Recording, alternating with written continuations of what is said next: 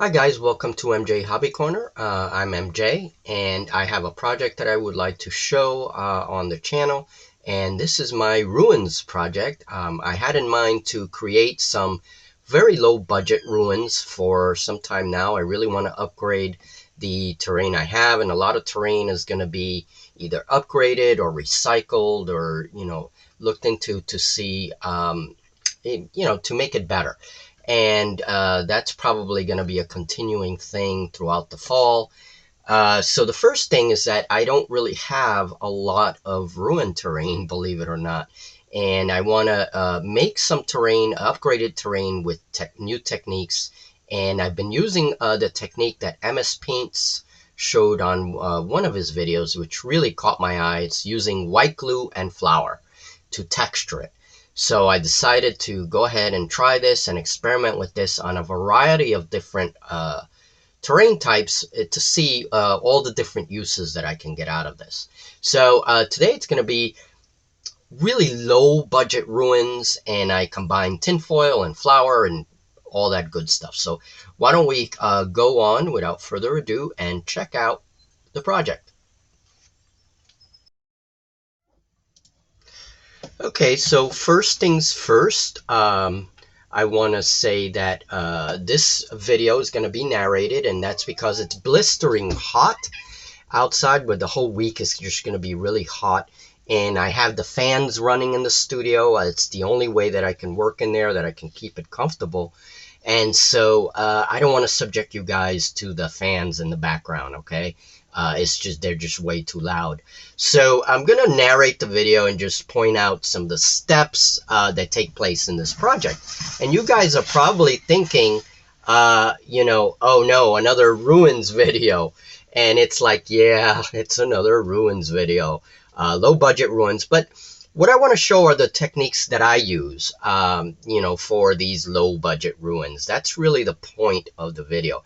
And these ruins are good in many situations, whatever games you play. For example, for Warhammer 40K, you can see that as Warhammer terrain, this could work. Just add some pipes, some old generators and all that good stuff, some iconography, and it's a great Warhammer piece, okay, as long as you put all of the themed material that goes with that, with Warhammer 40K. I'm using these in a variety of games, so I'm not going to do that, but I just wanted to mention that. So I have a variety of cardboard shapes, and that's how I start. And I also have some old terrain that I'm going to be upgrading, and that's what I'm showing here. Just this one was made with all wood. It was all wooden craft sticks that I cut up into little pieces and made this terrain. And I don't work like that anymore because it just takes way too long. But, it's an interesting piece. And then here I'm showing some of the new techniques that you will see here, making pillars out of dowels and then using my Dremel to texture them. So, that's what I'm showing here. And then from the places that I cut the windows, right, or these archways, I save the little cardboard bits that I cut out. Don't throw these away. And I use them to make other stuff, okay? And then I also, there's the stairwell that I made with the little window cutouts. And that's what I'm pointing at here. I was also pointing at the wood, the craft wood, how I cut it up and use it as trimming. And of course my clothespins, because I'm obsessed with clothespins. Here's another stairwell that I made, again, using the old little window bits. I don't throw them out. Now, this is something that's different about this technique, and what I'm pointing at is the archways and trimming using tin foil. Okay, and I made this nice little cross arrow slit. I also do little tin foil shapes, like of animals and things, and I put them up as little icons. Okay, and that's what's different about this technique. I use dowels to make pillars and cocktail sticks, and then in some cases I make the whole floor out of tin foil. Okay, so I just wanted to show that. And then here's an example of a pillar for another project. And I use cocktail sticks, and these I got at the dollar store, and they make excellent little pillars, I have found, and I'm going to show that in just a minute. It's just a bundle of little cocktail sticks that I use, and you know, they're really cool. It works really well, and I use about 4, 5, or 8 cocktail sticks depending on how thick I want them. But there's an example of the pillars. And I usually put some little cardboard shelving there for the pillars, and they look really good. I like the way they look. So this was an experiment, and what I'm showing here is an experiment with the flour. I did 2 different texturing experiments. One involved just making the bricks out of glue and then spreading flour on them. And to spread the flour, I use spray glue. Okay, so with this one, I just put the white glue all over the cardboard, and then with my X-Acto knife carved it. Okay, so that was an interesting little bit. Now here on the windows, I do frames out of cocktail sticks on some of the windows, and that helps hide some of the corrugation. But you will notice that I actually keep a lot of it. The tin foil, the technique involved is carving it with pencil, okay? And all of this gets covered in white glue, so it doesn't matter if it's a little loose at first. That's okay. The white glue will go over it as well as the flour, so it's no big deal. And I really like this technique. I love the wrinkles in tin foil. And I've been working with tin foil for many years now. I sculpt with it. I do a lot of things with tinfoil, and I really like this material. But it's kind of an advanced material to work with. You really have to work with it. And there's Brother Atreus, who is just standing on the ruins, checking things out, and making sure that he can shoot through those windows. All right, so let's get back to those pillars. So I take my bundles of cocktail sticks, and I kind of wrap them up, okay? And let's see if I can explain this. Take my hot glue, put a little hot glue along the edge, and that'll start to hold the sticks a little bit. Make sure that the sticks form a nice kind of like rounded surface. Then I take a fuzzy stick, or pipe cleaner, fuzzy stick, and wrap it around the tip. And this makes a nice club-like shape at the end. So just make sure I wrap it around nice and tight. All right. And then, let's see, what am I doing there? Ah, yes, I cut the fuzzy stick, of course. You have to cut it down to size. And I'm going to do the same for the other side. And I don't script these videos, guys. I do that on purpose. I just speak. Scripting doesn't work with me very well. So, yeah, you get all the raw footage.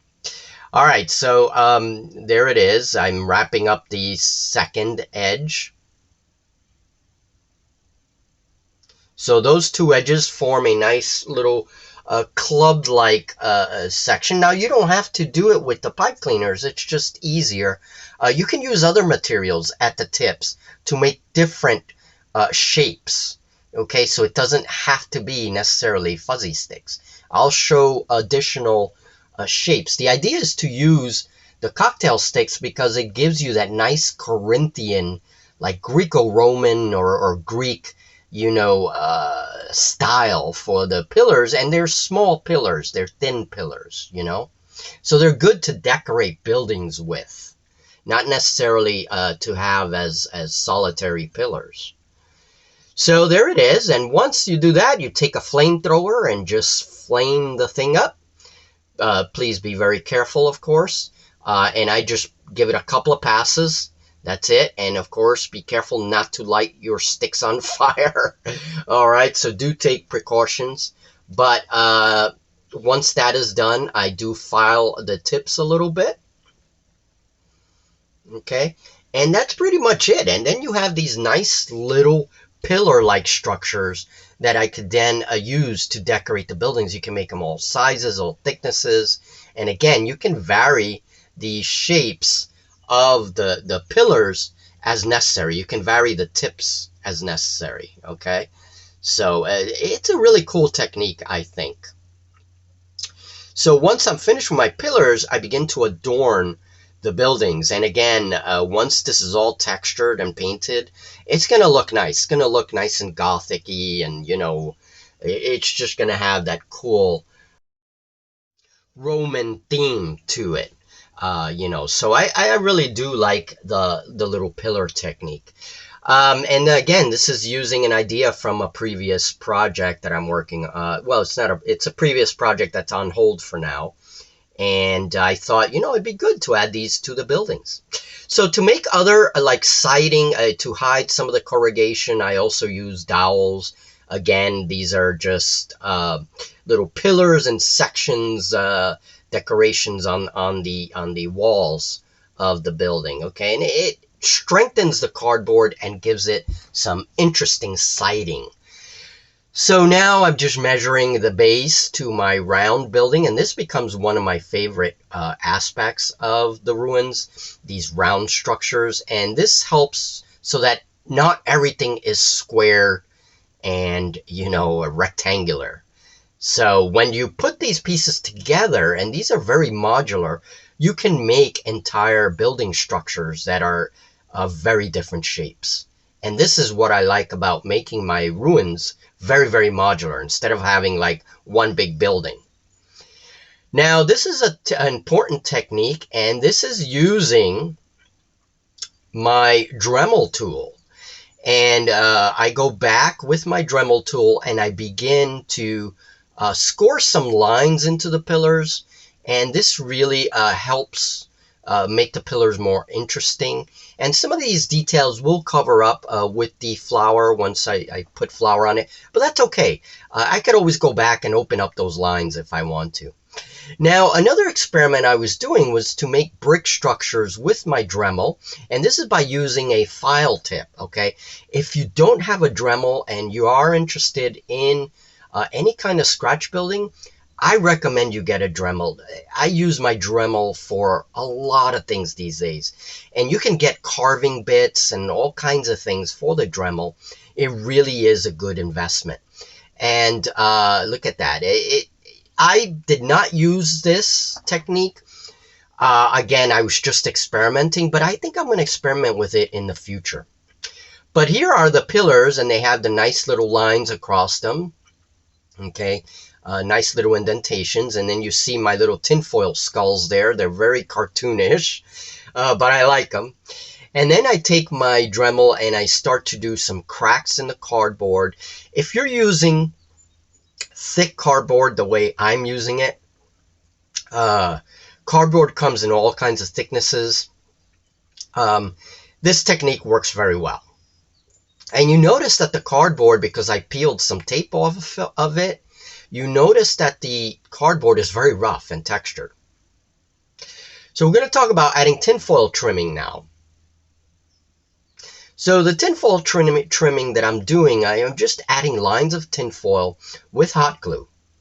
Instead of like coating the whole building the way I did in my first video, you know, I'm doing less extreme tinfoil work. It's basically just for trimming and adding a little bit more brick detail to the structure without going too crazy. This is a very, very easy technique. And I just press the tinfoil down. And then I take my pencil and I score it with a pencil. And the lead in the pencil and all that really helps to score the foil. And I make my bricks, you know, my little rectangular sections. But you can do any kind of shape you want, really. So if I wanted this to be more like triangles or whatever, some mosaic pattern, I can do that. And then always remember, of course, when doing bricks to like alternate your little lines so that the bricks look like they're alternating from each other. It just makes it look more realistic instead of a grid, you know. So that's what I'm doing here. I'm alternating my lines. And once you do that, you know, you have a kind of like a brick siding, a heavy brick siding. I take a little hot glue and make sure that the edges of the foil are protected with the hot glue. You know, and I go over some of the bricks sometimes too with the hot glue. doesn't hurt. Now, if you want to use a sculpting tool, sometimes what I'll do is I'll use a sculpting tool and just go over the lines, make them a little deeper, you know, and that really presses them in. So now we're going to go back with the Dremel, and I begin to use the Dremel to actually score my cardboard and make some bricks on the cardboard. Again, this is using a very thin file bit. It comes from one of my woodworking kits. Okay, and you can find these bits on Amazon. You can find them at Walmart. They're a little more expensive at Walmart. I actually got these through Amazon. So I do that for all of the little sidings under the windows. It's always a good thing when you have archways or windows to have little windowsills and some kind of siding. I use a variety of materials to kind of give like a frame around the window. It just makes it look better. And again, this is adding some edge trimming, and I never used to do this to my buildings, and I'm doing it now, and it works very well. It just gives the building a nicer texture. And then the most important part is to add kitty litter to all of those corrugation edges, okay? And that's what I'm showing here. And add some piles of kitty litter around for debris piles, but it's the edging that I really want to emphasize here. It's the edges to really give that, you know, broken up look, and it protects the cardboard, protects the edges as well. And there's my little tinfoil dragon head.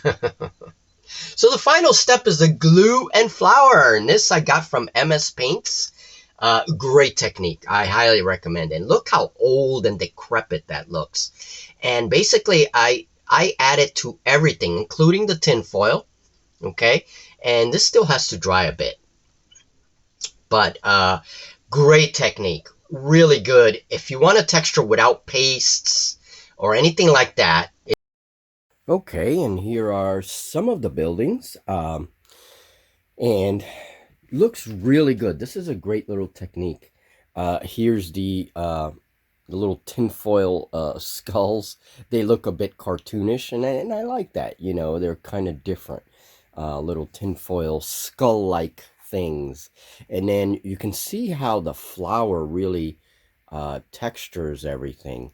Okay, and it makes it look really old, really, you know, dusty and whatnot. I really like it. There's the pair of Urukai, Urukai statues, which I used the flour on as well, so they're nicely textured.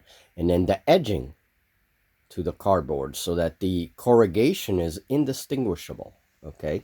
And it gives it that nice edging. So that's another part of this technique. The pillars work really well. And so that's it, you know? This is one of my favorite.